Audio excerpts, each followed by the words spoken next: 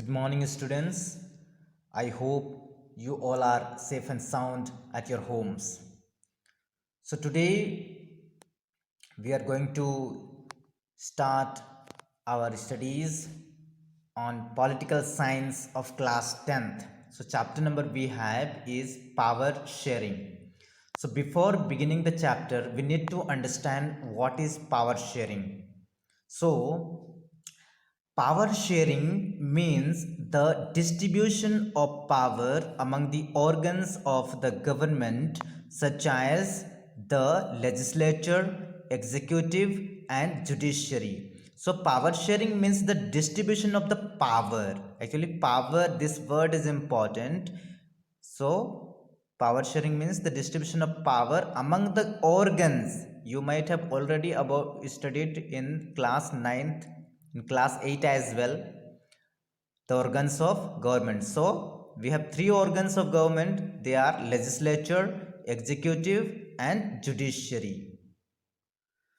So students, in order to understand what is power sharing in a better manner, let us take two example of the different countries. Okay, two different countries. So the first topic we have is the Belgium and Sri Lanka. That means we will be studying about the two different country in order to understand what really means the power sharing.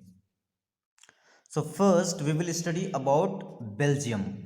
So Belgium is a small country in Europe, smaller in area than the state of Haryana. So Belgium is a small country in the continent of Europe, and it is smaller than even the state of Haryana in India. Okay, so it has borders with France, the Netherlands, Germany, and Luxembourg. It has a population of a little over 1 crore, about half the population of Haryana. So Belgium is such a small country. When we talk about the population, it is less than the even the less population than the state of Haryana. The ethnic composition of this small country is very complex. So in order, you have to understand what is ethnic. So the ethnic is a social division based on shared culture. People belonging to the same ethnic group believe in their common descent because of similarities of physical type or of culture or both. They did not always have the same religion or nationality. So, of the country's total population, 59% lives in the Flemish region and speaks Dutch language. So, this is the region, okay, this is Belgium, okay, you have to understand this.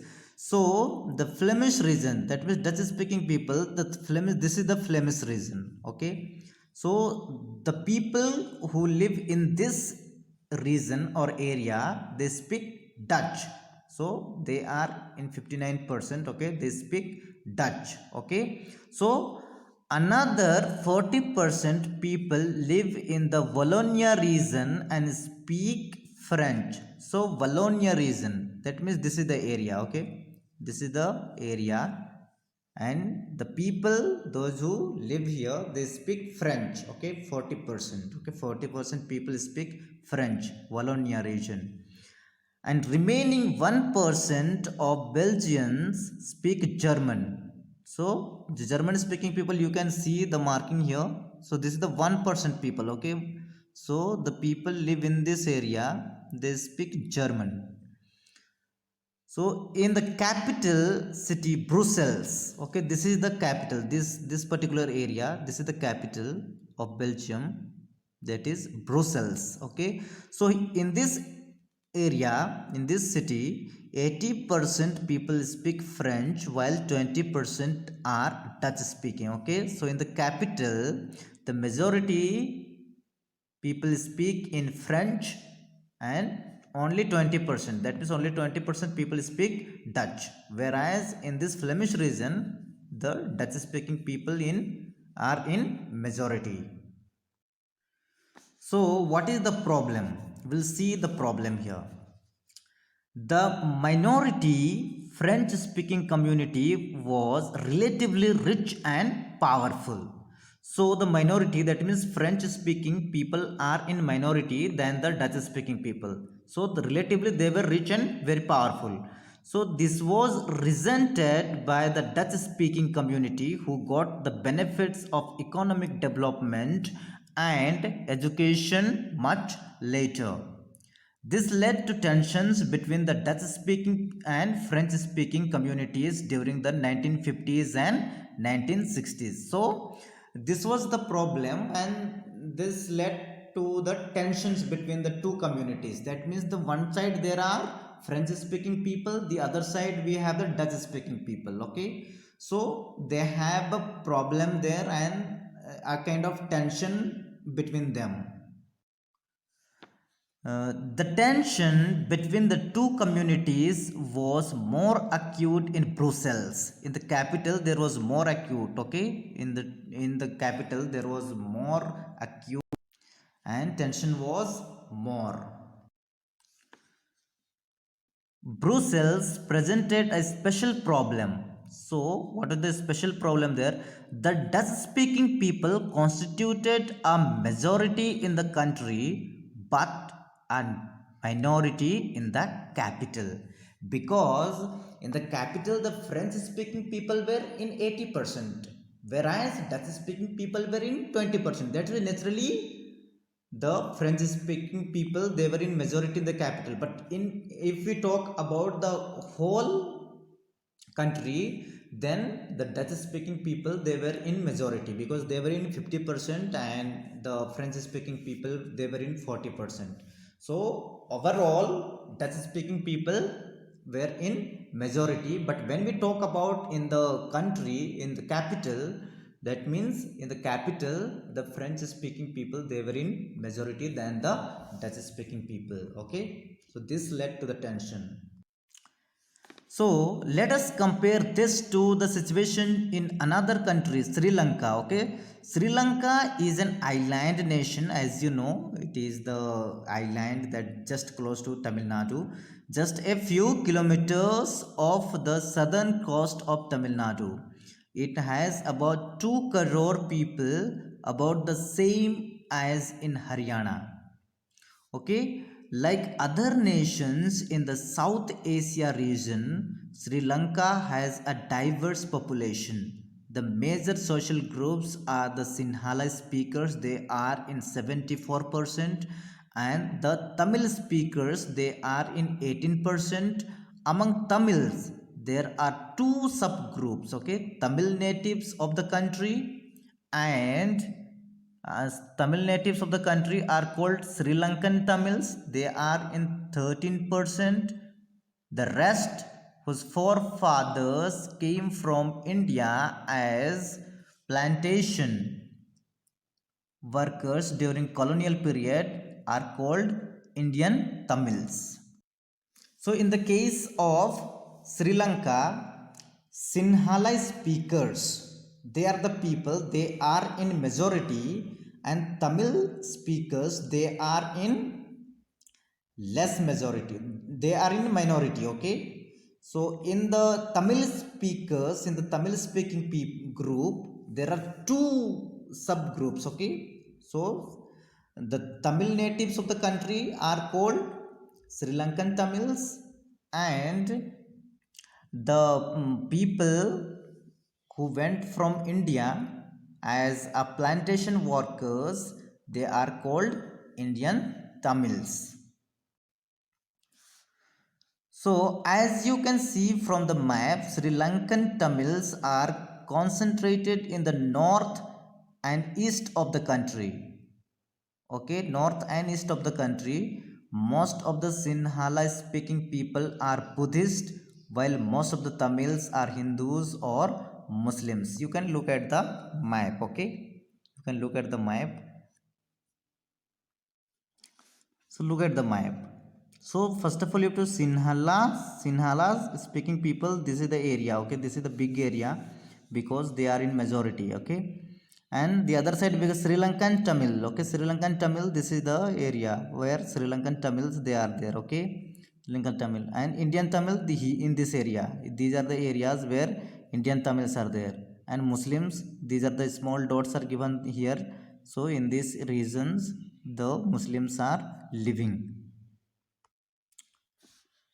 There are about 7% Christians who are both Tamil and Sinhala. Just imagine what could happen in situations like this. In Belgium, the Dutch community could take advantage of its numeric majority and force its will on the French and German speaking population. This would push the conflict among communities further. This could lead to a very messy partition of the country. Both the sides would claim control over Brussels. In Sri Lanka, the Sinhala community enjoyed an even bigger majority and could impose its will on the entire country. Now, let us look at what happened in both these countries.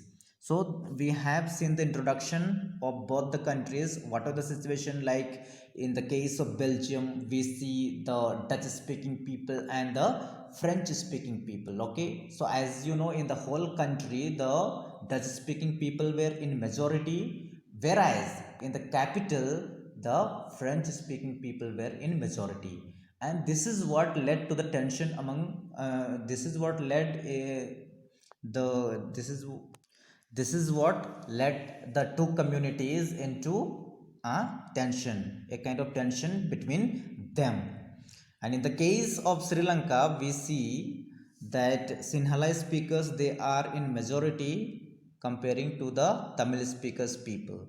So they also face a kind of problem. But since the Sinhala community, Sinhala speaking people, they were in majority, that's why they could enjoy and force their will and impose their will in the entire country.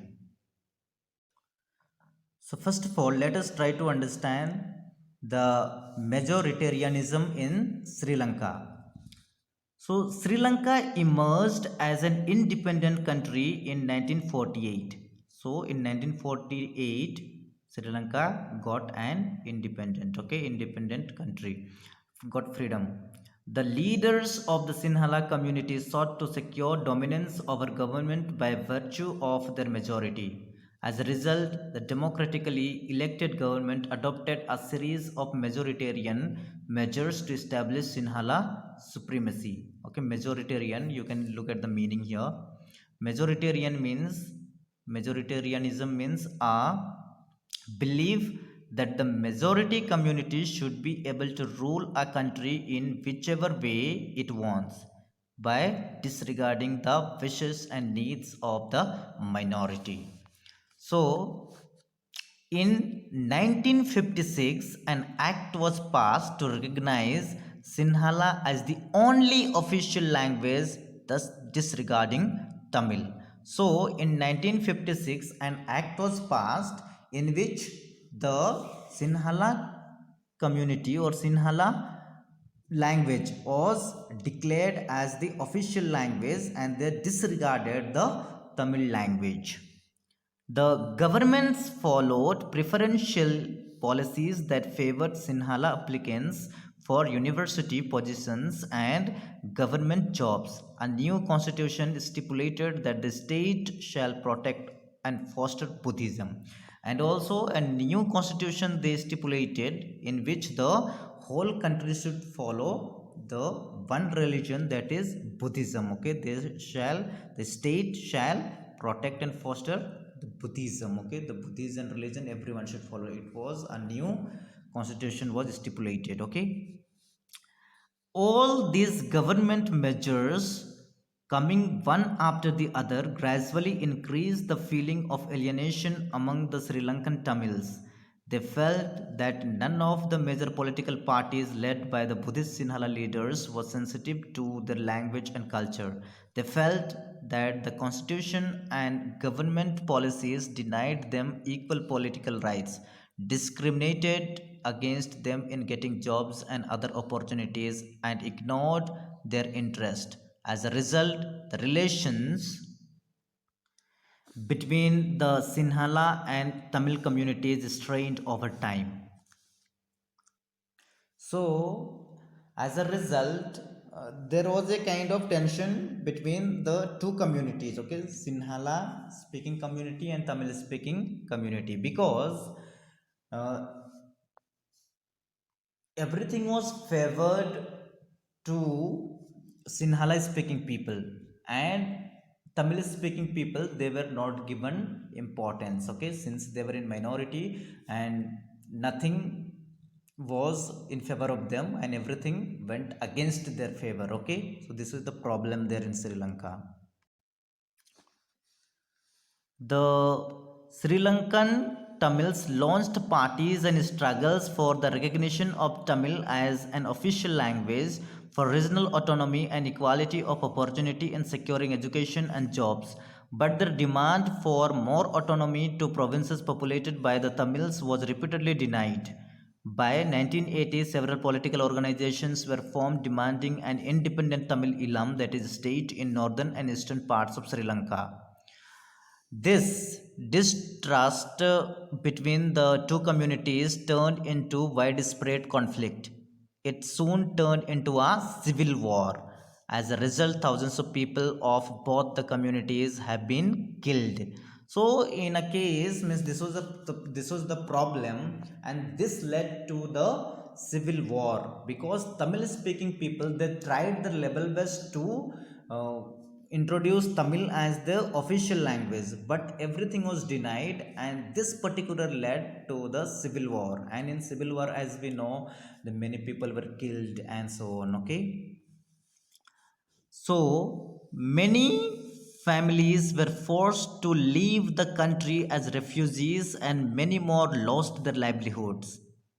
You have read chapter 1 of economics textbook class 10th about Sri Lankan's excellent record of economic development, education and health, but the civil war has caused a terrible setback to the social, cultural and economic life of the country. It ended in 2009.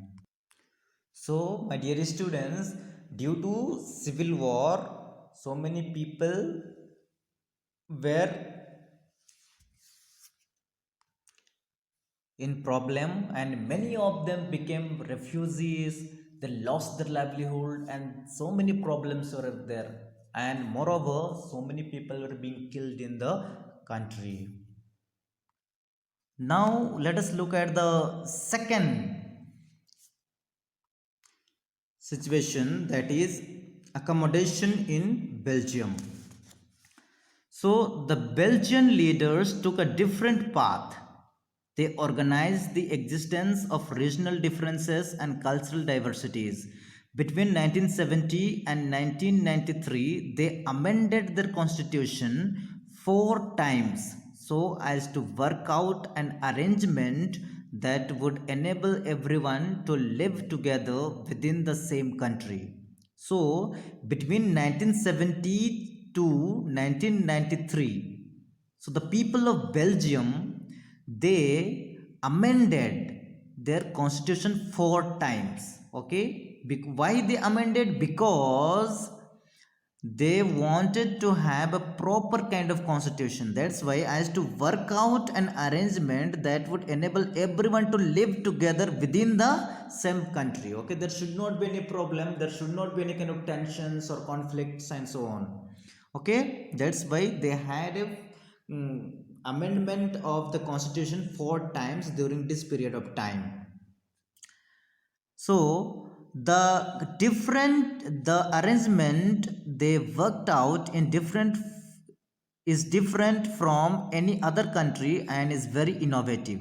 Here are some of the elements of the Belgian model. Okay, so here are some of the elements or the characteristics that came out after amending the constitution. Okay, so the first we have is constitution prescribes that the number of Dutch and French speaking ministers shall be equal in the central government. Okay, this is the one, because they had a kind of conflict and tension between these two communities. So after the amendment of the constitution, they have come out with a result. The first they have come out as a result is, constitution prescribes that the number of Dutch and French speaking ministers shall be equal in the central government. Okay, this is the first point we have.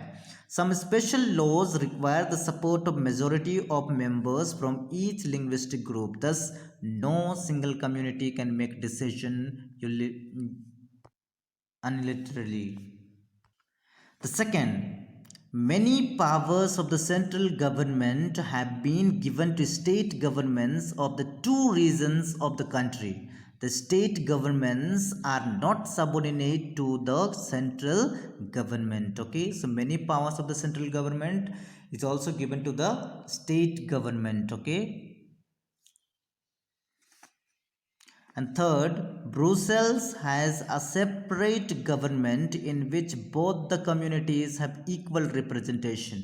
Okay, so Brussels is the capital of Belgium, in which the government is separate and the equal representatives are there from both the communities. French speaking people, the other side we have the Dutch speaking people. So the French speaking people accepted equal representation in Brussels because the Dutch speaking community has accepted equal representation in the central government. Because as we know, overall in the country, the Dutch speaking people, they were in majority. But in the capital, in the country, in the capital Brussels, the French speaking people were in majority. Now, since in the whole country, in the central government, the Dutch speaking people, they accepted the equal representation. It is because of this reason the French speaking people as well accepted the equal representation in the capital. Okay, somehow they balanced their situations and the problems what was there in the country. And the fourth thing, apart from the central and the state government, there is a third kind of government. This community government is elected by people belonging to one language community, that is Dutch, French, and German speaking, no matter where they live. So, apart from the central government and the state government, there is another kind of government that is known as the community government. Okay, so in that, the people are elected from one language. Okay, one language community. That means either they are Dutch, French, and German speaking. Okay, no matter where they live. So the government has the power regarding cultural, educational, and language related issues. You might find the Belgian model very complicated. It is indeed is very complicated even for people living in Belgium. But these arrangements have worked well so far. They helped to avoid civic strife between the two major communities and a possible division of the country on linguistic lines.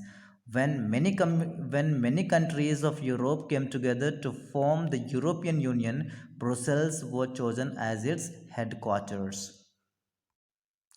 So, after coming to conclusion, some kind of outcome they have brought forward, that is the four main model or elements or the characteristics that is somehow keeping the country in a better manner. Okay, that's why still there is a kind of problem, but a kind of balance is there now. So this particular characteristics or the elements has worked out so far. So the next question we have is, what do we learn from these two stories of Belgium and Sri Lanka? So both are democracies. This is right, okay? These both countries are democracies. Yet they dealt with the question of power sharing differently. In Belgium, in the case of Belgium, please see, the leaders have realized that the unity of the country is possible only by respecting the feelings and interests of different communities and regions.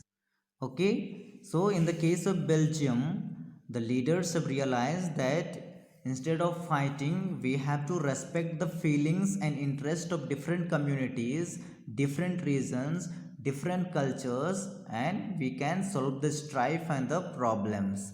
Such a realization resulted in mutually acceptable arrangements for sharing power.